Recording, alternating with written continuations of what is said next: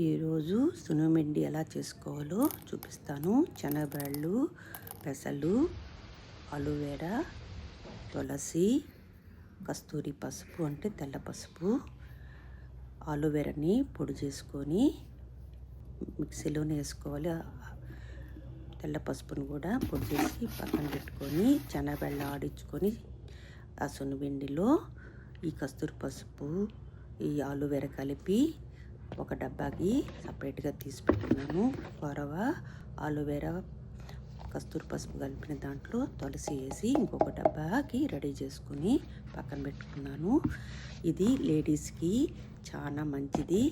పిల్లలకైతే తులసి ఉండేది రుద్దితే బాగుంటుంది ఫీలింగు.